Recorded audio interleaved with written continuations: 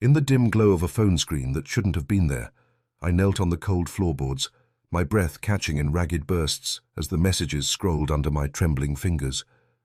Words I'd sent, accusations I'd hurled into the void, now staring back at me like accusations of their own. And the replies. Not from her, not really. From a child trying to hold the pieces together in the silence I'd refused to hear. The room spun, the weight of unspoken loss crashing down, and in that moment, I realized the ghosts we fear most are the ones we build ourselves.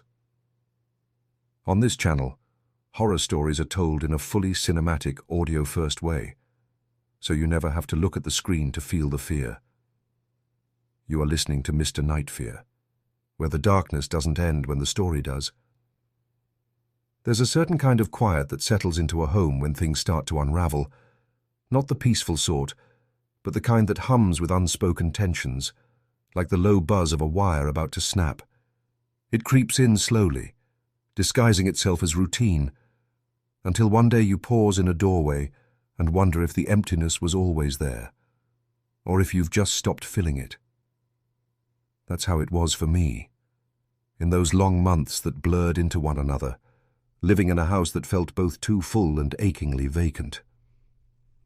I'd always been a night owl by necessity, pulling shifts at the warehouse where the hours stretched like shadows under fluorescent lights. It paid the bills, kept the roof over our heads, but it meant coming home to a world already winding down without me. My wife Lena used to wait up sometimes, back when the spark was fresh, brewing coffee that filled the air with that rich, grounding aroma, her laughter cutting through the fatigue like a warm light. But lately, or maybe not so lately, that had faded. We'd become experts at missing each other, our lives orbiting in parallel, but never quite aligning. It started with the messages, I think. Small things at first. I'd text her from work, something simple like checking in, and the reply would come delayed, clipped.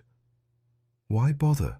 she'd type one night, the words landing like a sigh I could almost hear. I'd fire back, defensive, my fingers jabbing at the screen. "I work nights, you know that." Then nothing. The typing indicator would dance, appearing, vanishing, teasing, and leave me hanging in that digital limbo. Silence has a texture in those moments. It thickens the air around you, makes you question if the words were ever meant to connect at all. When I'd drag myself home in the early hours, the signs of her were everywhere, yet nowhere. The kitchen counter might hold a mug, steam long gone, but the ceramic still holding a faint warmth if I pressed my palm to it. A smudge of lipstick on the edge, a color I didn't recognize, deeper, bolder than her usual soft pink. It felt like a clue, or maybe a taunt. Had she rushed out, forgotten it in the haze of her own day?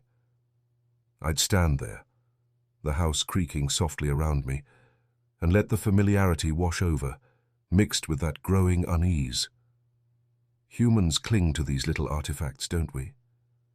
Proof of presence in a world that feels increasingly absent. Upstairs, the bed told its own story. Her side rumpled, the pillow dipped as if her head had rested there not long ago. I traced the creases in the sheets with my fingers, imagining the warmth fading like a memory. Relief would flicker. She was here, at least. But it soured quickly into something heavier. Doubt. Why the distance? Why the half-conversations? Our daughter, Mia, barely 14, had withdrawn into her own world. Earbuds, a constant barrier. Her responses to my questions little more than shrugs. Teenagers build walls, I told myself. It's normal. But in the quiet of those mornings, alone with my thoughts, I'd wonder if the silence was contagious, spreading through the house like damp in the walls. The arguments escalated in fragments, scattered across days. Another buzz at work. "You never listen, I'm tired." My reply sharp. "I'm trying. You won't even discuss it." More dots. More nothing. I'd scroll back during breaks, the thread a timeline of erosion. promises turning to pleas, affection to accusation. When did it shift? Was it the late nights or something deeper, a fracture I'd ignored? Grief, they say, isn't always loud. Sometimes it's a quiet denial, the mind weaving illusions to shield itself from the break. But I didn't see it then. I just felt the pull, the ache of reaching for someone slipping away. One morning the mug was missing, cleaned, put away as if erasing evidence. But the hairbrush remained by the sink, strands of her dark hair caught in the bristles, casual, intimate. I picked it up, the weight familiar, and a scent hit me. Her shampoo, faint but unmistakable, lingering like an echo. "Is Mom still upset?" I'd ask Mia over breakfast, pouring cereal into bowls that clinked too loudly in the stillness. No answer. Just the tinny leak of music from her headphones. I let it go, like so many things. Nights blurred further. Messages grew colder. "Do you even want this?" "Of course." "Then stop vanishing." Vanishing. The word stuck, burrowing in. I wasn't choosing it. The job, the hours, they chose me. Or so I thought. Home again, the bed more disturbed than before, sheets twisted as if from restless sleep. Warmth still there. I hesitated in the doorway, anger simmering, then guilt, then a shame that settled deep.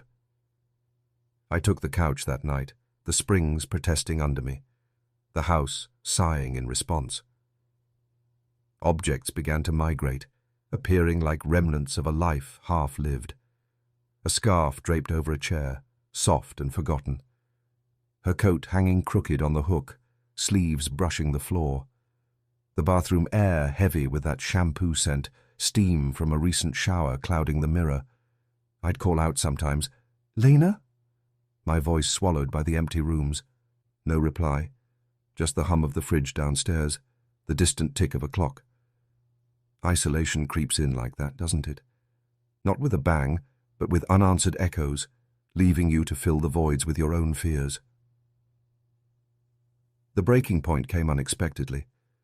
My boss pulled me aside mid-shift, his voice low over the warehouse din. Performance slipping, focus gone. "Go home early," he said. "Sort it out." I drove back in the pre-dawn haze, mind racing with words I'd say.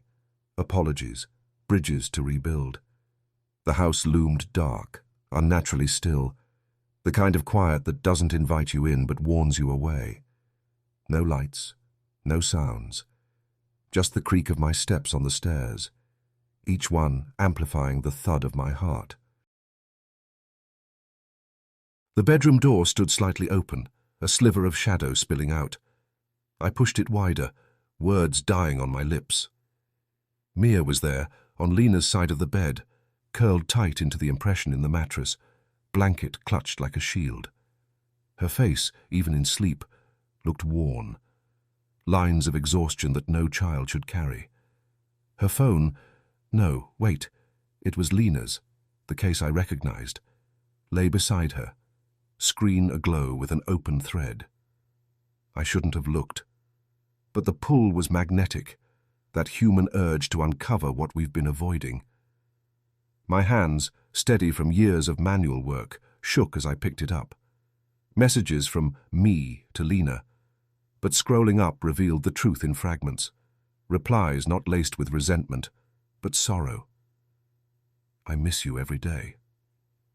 Wish I could hear you. Why did you have to go?" Deeper. Dad forgets again. I try reminding him, but he yells. Using your phone to answer. Maybe it'll help him remember. I sleep here. It still feels like you. Timestamps stretching back months. A floodgate broke then. Memories I'd buried surging forth.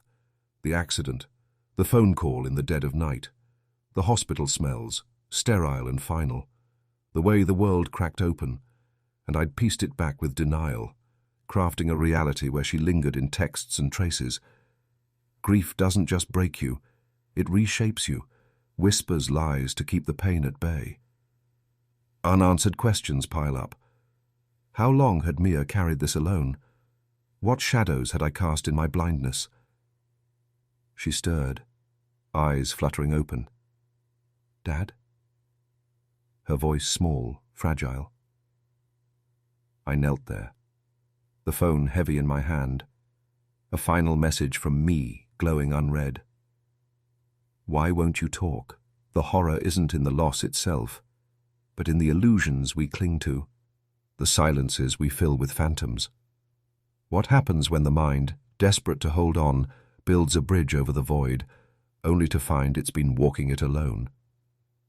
And in the quiet that follows, you have to ask, how many other absences are we arguing with right now without even knowing?